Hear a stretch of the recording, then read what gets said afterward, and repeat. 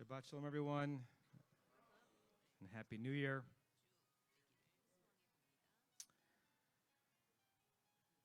Sometimes adulthood and leadership is about making decisions that you wish you didn't have to make, but which you are rather convinced are correct. We're often faced with a situation we wish were different, but we do not script the canvas upon which we paint the landscape of our lives or our influence. We inherit reality, we confront it, and try to make decisions informed as much as possible by our values, even if our values most point to a desired reality far different than the one we face. COVID has been all about that.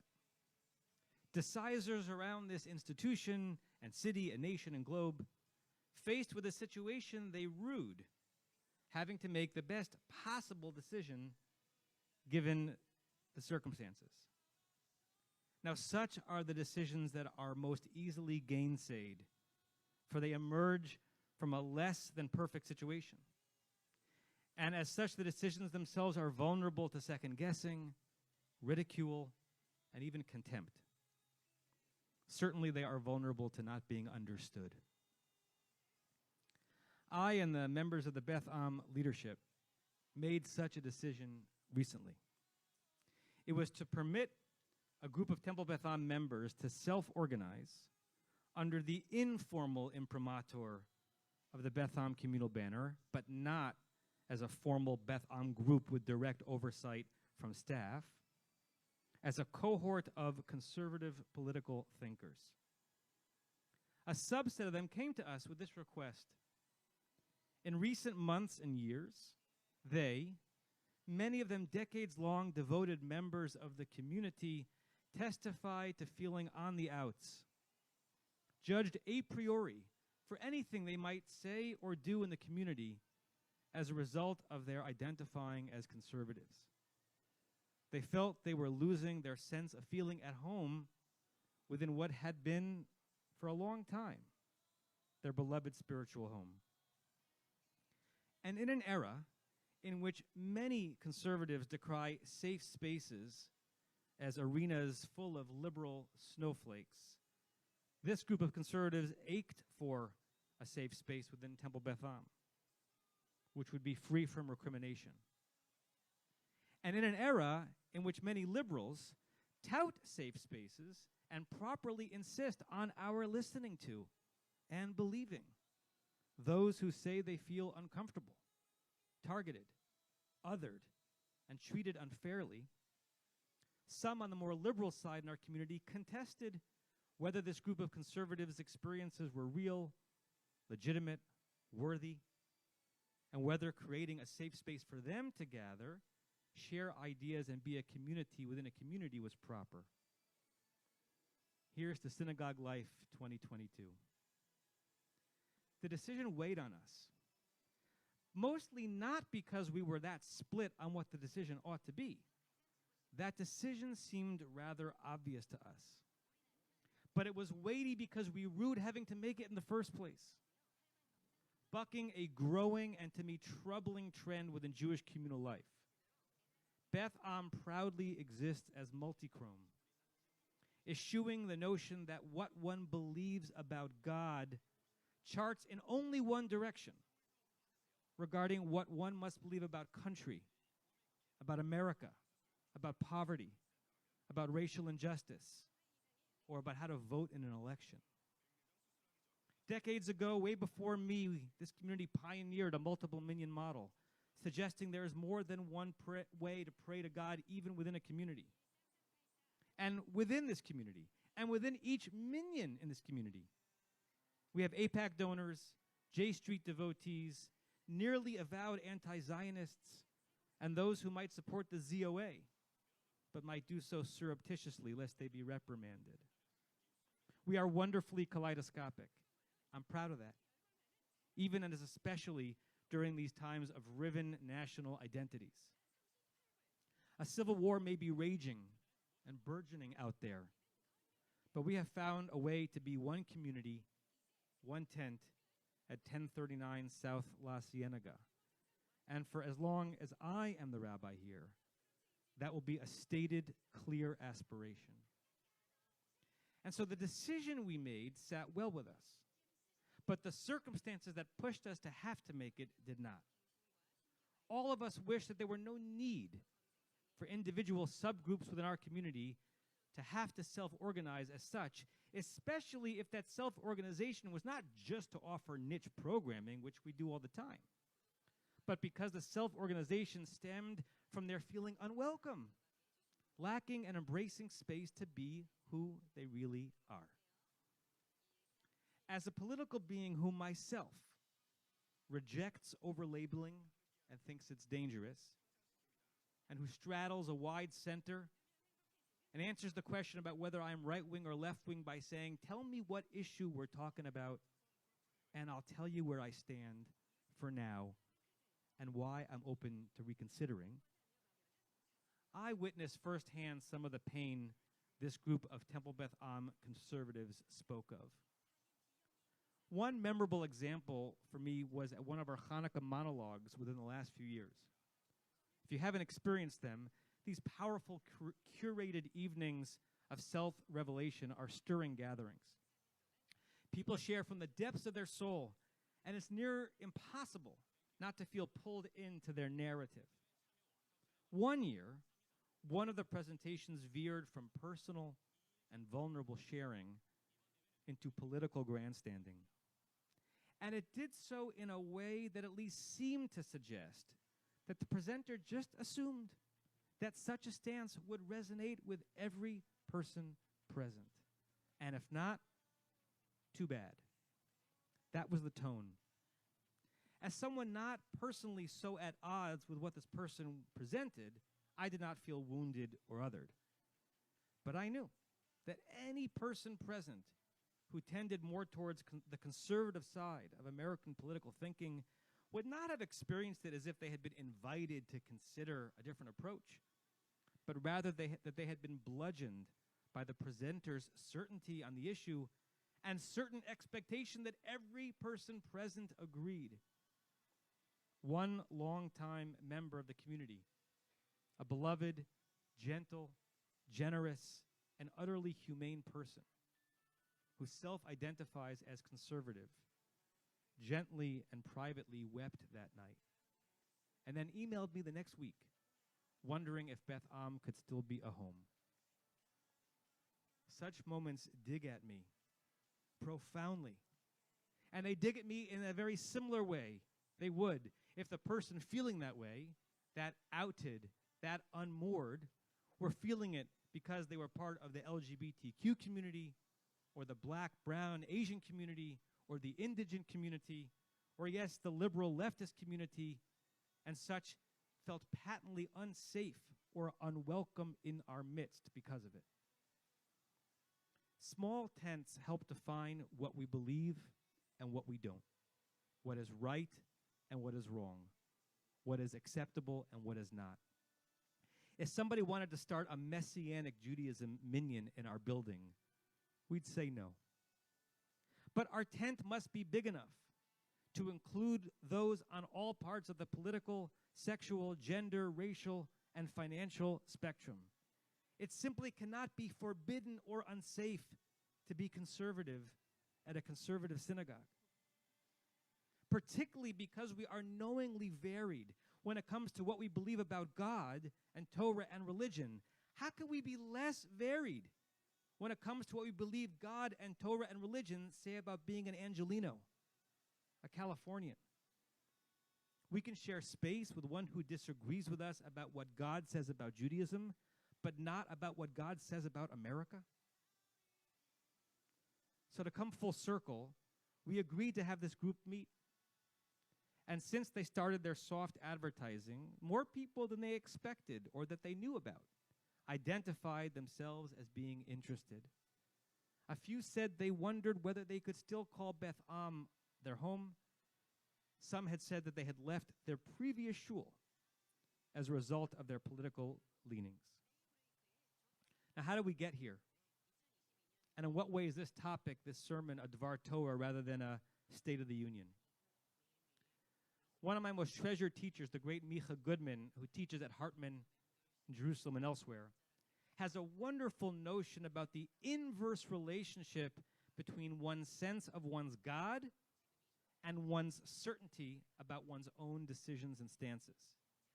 Common thought in the Jewish world is that the more firm you are, the more religious you present. It obviously be the more you believe in God. Look at how long my skirt is. Look how punctiliously I make my tea on Shabbat using a kli shlishi, a third vessel. Look at the long list of hechshers I don't accept. It must be that I am incredibly God-fearing. My God is great because my halacha, my personal practice, my convictions are precise and unyielding. That's how I show my devotion. Micha says it's the opposite. How small must your God be such that God cares about such micro moments in the cosmos? How pusillanimous and borderline narcissistic your theology is if you are convinced that God loves and hates the same people, religious acts, and yes, American political positions and politicians that you do, that God would vote exactly along your lines. Micha himself, quite a devoted, observant Jew himself, argues that the greater import and certainty you impute to any act or any mitzvah or any ritual or thought position, the less your God must be. And the greater your God is, the lesser the significance and rectitude is of anything you say or do. In 2022, however, we are living in perpetual Purim, Nahafochu, topsy-turvy, where the pious get to hang their piety on their pettiness. Gone is the notion of a God who is truly grand. This way of thinking dovetails with a fascinating sermon that I read recently. It was delivered by someone I first came to know of as a dear friend of Rabbi Abraham Skorka, who is the rector of the Seminario Rabbinico, the Masorti Rabbinical School in Buenos Aires. This colleague of Rabbi Skorka's gave a sermon about littleness. Here's one fetching line from the sermon. He wrote, God does not rise up in grandeur, but lowers God's self into littleness. Littleness is the path that God chose to draw near to us, to touch our hearts, to save us, and to bring us back to what really matters. End quote. Now, while one could erroneously understand this message to mean, or only mean, that God is found in the miniature particulars of what we do and what we think, I'm pretty sure this message means that God is found in the miniaturized way in which we present who we are. Humble, curious, uncertain as a religious value. Now, this may be the first time that a drash given at Beth Am quoted a Christmas homily. For the friend of Rabbi Skorka's who gave this homily was the Pope, and I'm inspired by his message. Both Pope Francis and Micha Goodman are in good company with one another. On a flight recently, I got happily lost in a not great but not awful Hollywood take on the Civil War called Cold Mountain. Nicole Kidman, Jude Law, Renee Zellweger, lots of death. But in the middle of it was a line that pierced this rabbinic soul. The general context was the futility of war, even a righteous war, such as the Civil War, which propelled our great country out of the scourge and the scar of slavery, on the ugly, brutal battlefield away from the generals and the leaders whose lives were not in danger. Brother against brother was a merciless battle to the death that seemed far removed from true rights and wrongs. One weary soldier says, I imagine God is weary being called down on both sides of an argument. How pithy. Can we not believe in and worship a God who can be genuinely and earnestly called upon by those with whom we strongly disagree? Can we not sit together and assume that the person in front of us and in back has a different conception of what God might have to say about being alive, about being a Jew, about being a citizen, about being an American? And can we not celebrate that admixture, choose it, aspire to it, rather than balkanize ad infinitum? What's the next subgroup who will ask for Temple Beth Am's imprimatur? Democrats of Beth Am? Republicans of Beth Am? Carnivores of Beth Am? Vegans of Beth Am? Gun rights supporters of Beth Am? Gun suppression supporters of Beth Am? While niche programming has its merit, I hope that that is not the general direction we go in. I am, after all, the one Kiddush guy. Even if we daven in different spaces and in slightly different ways, we can't eat a bowl of cholent together every week. By the way, this was supposed to be the Shabbat. They were going to bring back cholent, so Omicron. But if we cannot figure out individually and communally to act in a way in which our political or religious or conceptual adversaries feel safe and welcome being their full selves in our presence, if we cannot hold back from projecting that our sense of God excludes their sense of self, their amalgamation of thoughts and principles, then we are destined to subdivide such that we are only a myriad of tents who just happen to be pitched at the same address in La Cienega. Now, oh right, it's Parshat Va'era. What insight might it have? From the opening lines, a lot. Its first verse lays bare the indivisible God's utter divisibility. Many of you know the general rabbinic notion that reads the two main names of God as representing different attributes of that God. Elohim is justice, harsh decree, and unyielding punishment. Adonai is tender intimacy, forgiveness, and mercy. Both of those names and divine aspects launch us into Va'era and thus out of slavery. Vayedaber Elohim el Moshe. Elohim spoke to Moshe. Vayomer elav ani Adonai, and said to him, I am Adonai. Elohim said, I am Adonai. Perhaps we have the bulk of the meaning and import of Torah right there in those schizophrenic 8 words. The God who invites Moshe into relationship and who will battle Pharaoh and who will redeem Israel and thus create our nation is multichrome, kaleidoscopic, at times manifest as seemingly merciless fury, at times the most gentle force in reality. A midrash in Shemot Rabbah on this verse says that this divided aspect of God is not just present in reality at large, but can evolve and change one second to another. Such a metamorphosis happens in the verse itself. God begins as Elohim, chastising Moshe for seemingly losing faith a few verses before, but then mid-thought, God becomes Adonai, recognizing that a different tone, a different view of the same set of facts was what this moment required. Surely such a God who tolerates God's own shimmering, shifting, transposing realities can bless and be present and be worshipped by all at Temple Beth Am without fear of being harnessed as the defender of just one approach to thought and life in America. I always keep a book in my tallis bag to read a few pages at a time here and there during services. It's much easier to do when I'm on vacation. Right now, that book is Yossi Klein Halevi's Letters to a Palestinian Neighbor.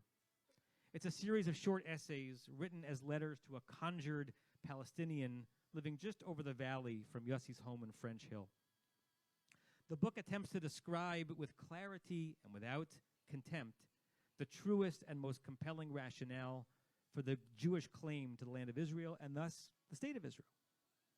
While part of me thinks I should remove the book and put it on my nightstand so I can finish it in the next day or two rather than over months, a larger part of me is reveling in reading it slowly as one does Torah commentary, so that my experience within the book lingers and gets to marinate.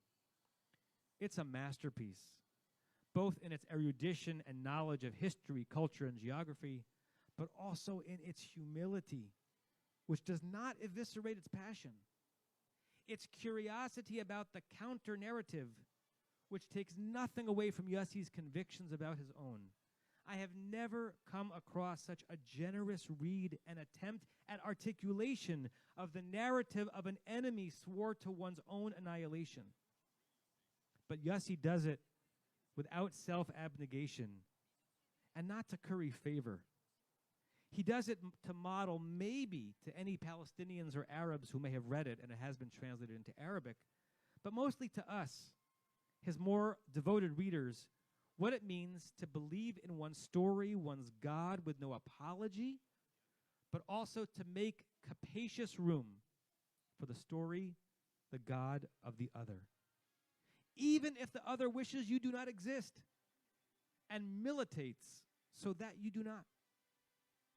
Yossi is a Jew and a Zionist who would daven in any shul and would share services and kiddush and frank conversation with any member, any American, any Israeli, any Arab, neither sacrificing his principles nor making whatever other who may share that space with him feel anything but embraced, welcome, whole, accepted, a child of God. How Yossi writes his book about existential realities facing the nation and the state of Israel is how I desire us here to live our Jewish Beth Am lives as we face one another in the midst of a tumultuous era. We too face existential issues as Americans and Jews and Californians and Angelinos. And we dare not assume that our God is so picayune such that the divine spirit can be aligned with our and nearly only our views on all of the above. We should thrill to share space with those who do us the gift of pushing our certainties and thus expanding our humanity. We should, to paraphrase a witticism that I've used before, so it might be familiar to you, which I originally heard from Professor Alex Kay of Brandeis, we should assume that those with whom we disagree even vehemently are neither moron nor monster, but rather have much to teach us, which is different than saying that they are poised to convince us. And we should plant pegs in a tent narrow enough such that its boundaries mean something, so that there's a coherence to being a traditional, progressive, egalitarian, modern, conservative Jew in the city, but also wide enough such that we are not the only ones or the next ones who are even partially responsible for the next splinter, the next individual or group who wonders, at Beth Am, do I have a home?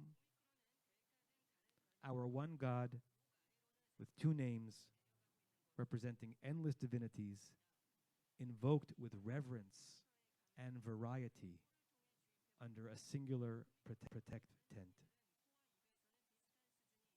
Shabbat Shalom.